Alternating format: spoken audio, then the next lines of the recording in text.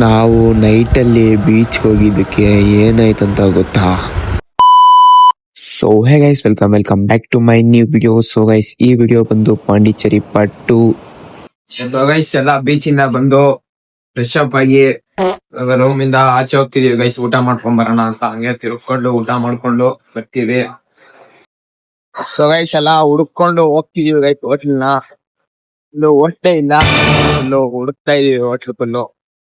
ನಾನು ಹೋಟ್ಲ್ ಕಂಡ್ಕೊಂಡ್ರೆ ಬಂದ್ಬಿಟ್ಟು ಇನ್ನು ಹಂಗೆ ಒಂದ್ ರೌಂಡ್ ಹಾಕ್ಬಿಟ್ಟು ಪಾಂಡಿಚೇರಿ ಹೋಗಿ ರೂಮಲ್ಲಿ ಮಲ್ಸ್ಕೊಂಡು ಸ್ವಲ್ಪ ಹೊತ್ತು, ಆಮೇಲೆ ನೈಟು ಫುಲ್ ಎಲ್ಲರೂ ಬೀಚ್ಗೆ ಹೋಗ್ಬಿಟ್ಟು ಚಿಲ್ ಮಾಡ್ಕೊಂಡು ಬರೋಣ ಅಂತಿದೀವಿ ಗೈಸ್.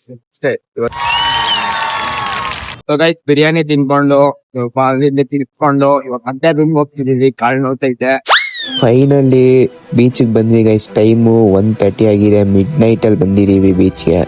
ಗೈಸ್, ನೀವು ರಾತ್ರಿ ಇವತ್ತು ಏನಾದ್ರು ಬೀಚಿಗೆ ಬಂದ್ರೆ ಹುಷಾರಾಗಿರ್ರಿ ಗೈಸ್, ಯಾಕಂದ್ರೆ ಸೇಫ್ಟಿನೇ ಮುಖ್ಯ ನಮಗೆ.